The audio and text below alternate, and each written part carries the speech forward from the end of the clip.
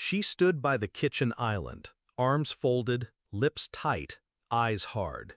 Either you respect my husband as the man of this house, or you pack your things and leave. I stared at her for a beat. Not the daughter I raised. No warmth in her voice, just steel sharpened by someone else's hand. I smiled, walked upstairs, packed my suitcase, and left without another word. 7 days later, my phone buzzed with 22 missed calls, all from her. I didn't answer, because by then, the house wasn't hers anymore.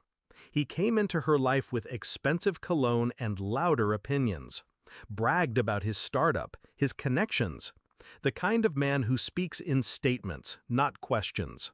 At first, I welcomed him. I paid for the wedding, helped with the down payment on their home. I wanted her happy, settled, safe. But I should have known. Men like him don't marry women, they acquire them. The changes were subtle. She stopped calling as much, stopped asking for advice, started repeating his words like scripture. Mom, you're overstepping. Mom, you don't understand modern marriage. Mom, just let him lead.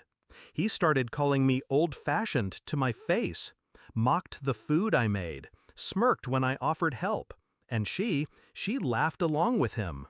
The night everything snapped, I had made them dinner, braised lamb, her favorite. He didn't show up till 10, reeked of liquor and arrogance.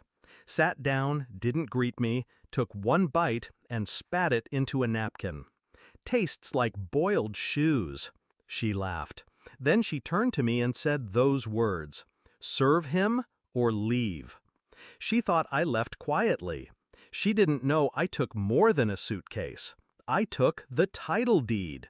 Because the house, I never signed it over. It was still legally mine. I stayed with an old friend, a retired lawyer. He helped me draft the papers, eviction notice, freezing the joint account I had helped open, reclaiming assets tied to the property.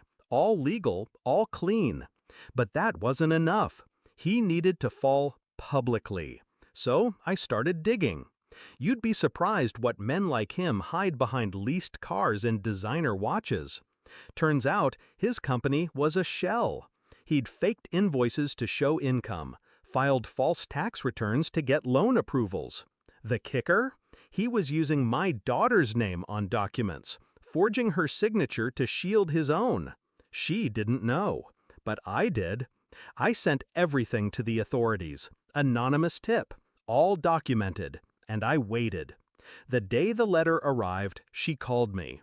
Mom, something's wrong. The mortgage bounced. The lawyer says, wait, did you take the house from us? I didn't answer, just said, you told me to leave. So I did. He came home 2 nights later and found the locks changed. The eviction posted. He tried to break in. The police were already waiting. They arrested him on the porch. Fraud, forgery, tax evasion. Her screams echoed through the cul-de-sac. I watched the video online. A neighbor filmed it. It went viral. A week later, she showed up at my friend's place, eyes hollow, voice trembling. Mom, I didn't know. I swear I didn't know. I believed her. That was the saddest part. She didn't know, because she never asked, never questioned the man who turned her into a stranger. She let him rewire her, and now she was short-circuiting. I let her inside, let her cry, let her unravel every lie he told her. But I didn't comfort her. I simply said, you asked me to choose, so I did. He took everything I had given them and turned it into a weapon. But he forgot. I was quiet, not weak. And she forgot. I built everything she lived in. She thought I left defeated. She didn't see the fire I lit behind me. Now, the house is back in my name. He's awaiting sentencing. She's rebuilding her life from rubble.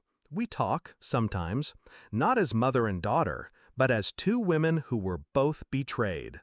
Some lessons come soft. Others come with 22 missed calls and the echo of a slammed door. And sometimes the most powerful revenge is silence.